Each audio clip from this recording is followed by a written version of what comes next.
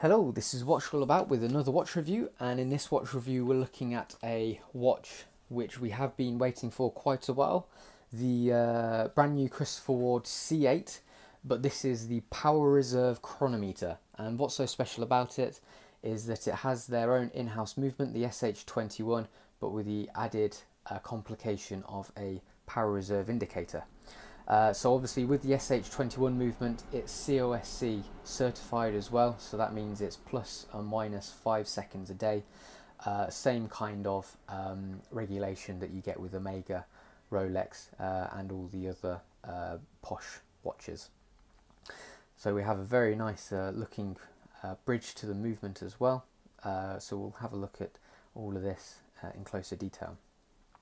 Price wise, we're looking at £1,550. Now obviously that is a fair amount of money, perhaps more than a lot of us watching on this channel can afford, but it's still very good in terms of value for money for what you're getting, mainly because of the in-house movement. If you think about the amount of time, money that's gone into developing that movement, it's quite outstanding when you consider about what it means as well, and the potential it has, mainly because of its excellent 5-day power reserve, 120 hours. So that's pretty much the main thing that you're paying for, and this 120 hours is from the dual barrels. So if I wind it up, as you can see, according to our, let me just change the time.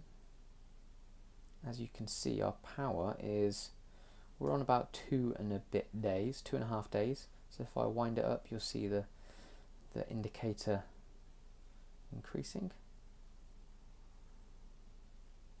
There we go. So if I flip it around, you will see our barrel winding up. So it's now winding this barrel because the other barrel is full, which is a very cool feature. So they work in series. So there we go. So now we've got almost 4 days power reserve. Okay, so this is just a hand wind version. So that's why it's so thin. Well, it's still 11mm thick, but for a watch with this movement, that's quite thin, because when you add the winding mechanism, it makes it even thicker. But anyway, I digress. So the specs, obviously £1,550, as we've already mentioned. Let's talk about the size. 44mm in diameter, has a height of 11mm and a lug-to-lug length of 53.2mm. So if I show you what that looks like on my 7¼ inch wrist.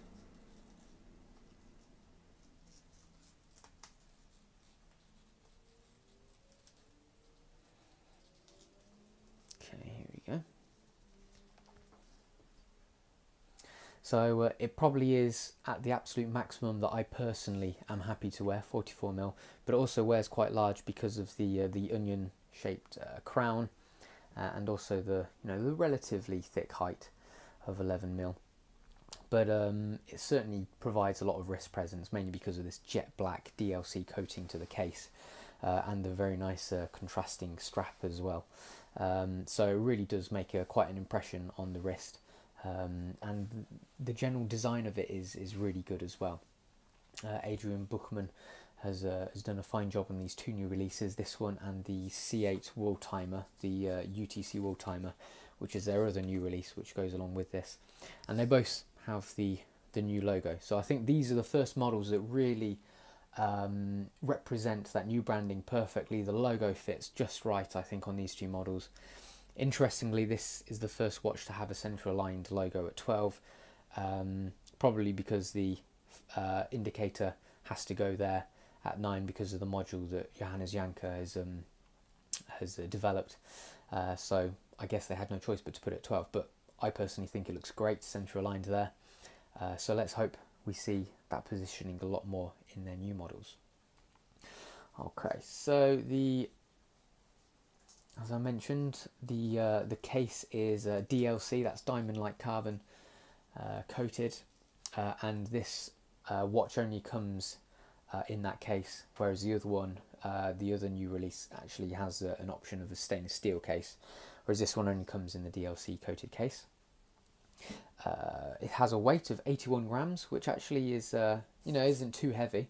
It's heavy enough to feel decent quality and to feel good on the wrist, but it's not too heavy, that it feels really, really hard work carrying it around.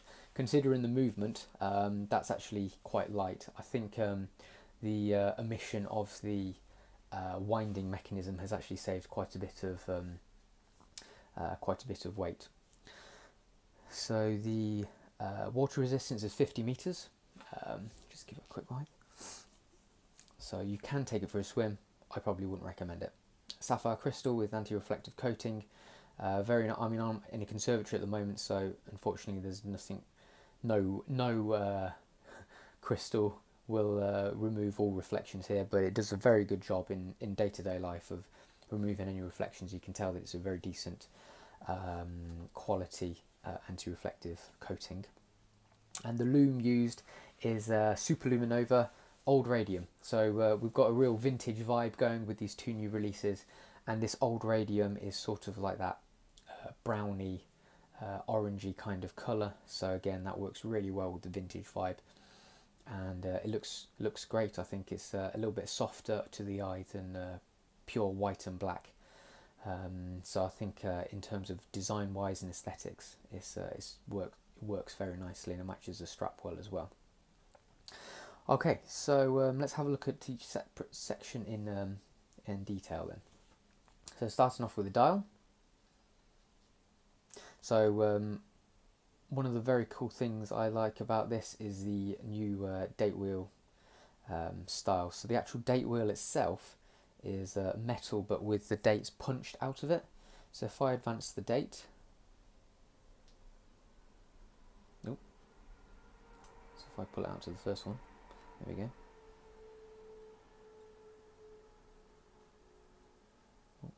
Going the wrong way. There we go. So the date that is today's date is shown by the lighter colour because there's a coloured bar behind it. So we'll be able to have a look at this in closer detail with the macro lens, but I think design-wise it's very cool. Unfortunately, it doesn't quite work as well as it should do, because if you're looking at it at an angle, you can't really read the date too well. So you do have to be looking at it directly, straight on, to be able to read the date. But apart from that, I think it looks really cool, and it's a nice little, it's good attention to detail. And something a bit different, and it's just a good piece of design. We have our running seconds at 6, which funnily enough the SH21 has this built in, so that is actually not a modification, that's part of the original movement, so it's nice to see that starting to be used as well. And then obviously we have our day power reserve indicator at 9. So all of these are quite inspired of cockpit altimeters, etc., and the other components that you can find in a plane's cockpit. So this is a nice piece of design that sort of mimics that as well. If we look at it in up closer as well, you will see, when I can get it in focus, that our hour markers at 12, 3, 6 and 9 are all raised, so they're applied, and then the other ones in between are actually on a lower level, so it's a sandwich dial, so it provides a nice amount of depth to the dial in a subtle way. And then something that you probably wouldn't have noticed either is that this little tiny red arrow at 12, that's also applied. So that's a very nice little touch there that you wouldn't notice, but when you do, it's like, oh, that's a nice little touch by Chris Ford. The hands are cool as well, so they're sort of brushed finish to match the applied hour markers, and people tend to describe them as condom shaped, which is quite funny, but actually quite accurate as well. So in terms of the design, I think it works really well. I like the new logo in this instance, especially with the central line at 12, so that's good. So the case, nothing crazy to report on the case, apart from it's, as you would expect, very well machined. The DLC coating is very well finished as well. We have a nice sort of air turbine feel to the crown as well, with decent grip. Obviously very important to be able to grip the crown because it's a hand wind only. It's good that it's a 5-day movement, because it means you only have to worry about winding it every 4 to 5 days if you do forget, which I am quite bad for that. So obviously with the power reserve indicator as well, you'll always know where you're at with how much charge you've got in the movement. We have a very nice large exhibition case back to show off the SH21 movement. This case back is a screw in, and we have some engravings surrounding the outside, like so.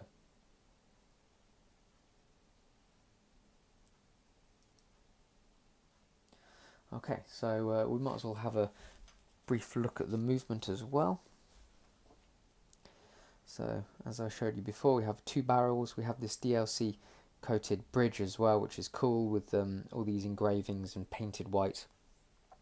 I like the turbine kind of etching and patterns of the barrels as well. So very nicely finished. Can't really complain. And I mean, the bridge does hide quite a lot of it, which I personally probably would have preferred to see a little bit more if I could, but I don't know, maybe it's not possible. But there we go. If we see down here as well, you can see that it says SH21 just there, and then I believe that's probably the movement serial number as well. Okay, so moving on to the strap. The strap is very stiff at first, it still is. I mean, I've got these for a very limited amount of time, because they're one of the only watches in circulation at the moment. So it does take a little while to break in, and that's probably because of the sheer thickness of the leather. Very high quality leather, but as is always the case with leather, it will break in and it will mould to your wrist. And as you wear it more, it will become more comfortable and easier to use. It's quite squeaky at the moment, but again, that's probably just because it's brand new. We have some nice thick quality stitching, and we have a quick release pin there as well, which is great. So you just literally pull that, and then you can release the strap very easily. Nice little detail at the bottom here with some more stitching. And then our buckle is DLC to match the case, and I'm not sure if you can see it, but we have the Chris Ford logo very engraved just there as well. Okay, so let's get the macro lens on, and we can have a look at it in closer detail.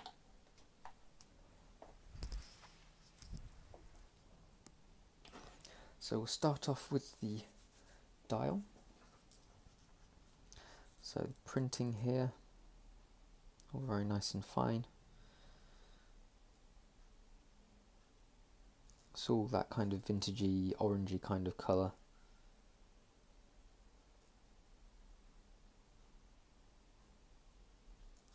And we have this nice little matte black base to the dial as well. So you can see here that these hour markers in between the corners are on a lower level, so that's our sandwich dial coming into play. Just give it another wipe.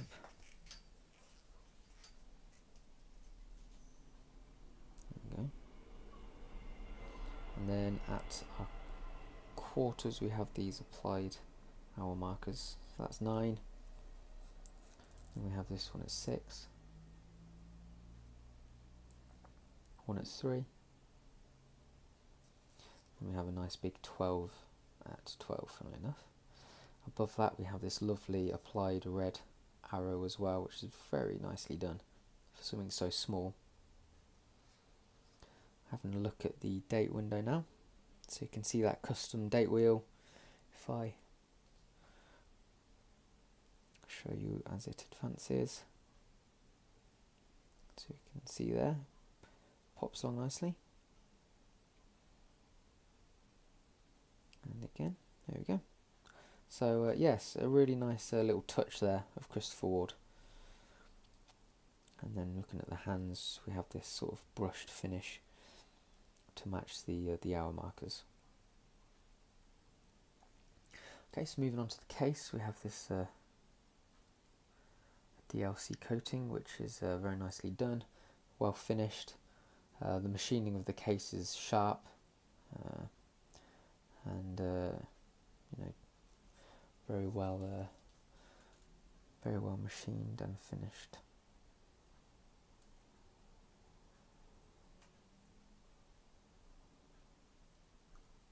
There we go. And then looking at the crown, have this wind turbine etching on the end, and then decent grip. There we go. Moving on to the case back, if I give it another wipe, have some very gentle detailing around the outside.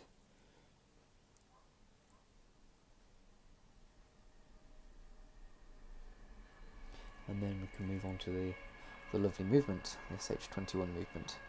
So there it is, SH21. Here we are, ticking away nicely. So this is our dual barrels with that cool wind turbine etching on it.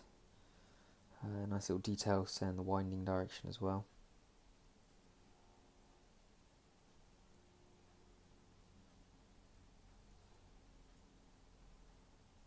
There's Christopher Ward, deeply engraved and painted, which is a nice little touch as well.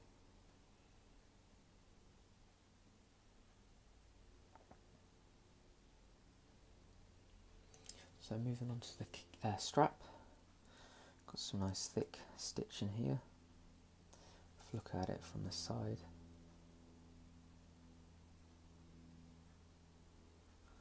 There we go. We've got some nice detailed stitching down here as well. And then the underside, very soft, nice on the wrist. And we have a quick release pin just there. And finally, we have Christopher Ward engraved on the buckle.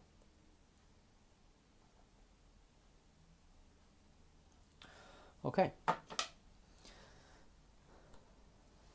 So, I personally am a great fan of Christopher Ward. I think every watch they release is usually very well designed, competitively priced as well. I do think that this is no different.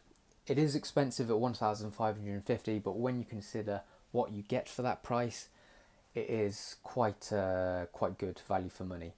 Mainly because of the SH21 movement. That has really done amazing things in the watch industry. To have an in-house movement for such a relatively small company, but keep it so affordable, that's the main thing. Obviously, you could have other in-house movements, but we're talking about thousands upon thousands upon thousands of pounds. So to keep this watch at this price of $1.5 grand, I think they've done a really good job. The movement is dependable. It's COSC certified, so that alone costs £100. Don't forget. So they've got to swallow that in the price. The finishing is very good. The design is lovely. It looks great on the wrist. It might be a little bit big for some. That's the only concern, but that is literally the only negative point I could possibly think about, really. I think everything else is really nice. The strap, in time, will break in. At the moment, when it's brand new, it is very stiff and squeaky, but, it's leather, so it will eventually soften up. So that's the only concern I have, really. The loom is really good, and it's great on the wrist. Looks really good as well, feels good, and it's just very well designed and made. So well done to Christopher Ward for another excellent watch release. Really look forward to more watches containing the SH21 movement, because I think that's going to be their premium line, and that's really where they're going to set themselves apart from other watch manufacturers. Okay, so this was the Christopher Ward C8 Power Reserve Chronometer. And that's what it's all about.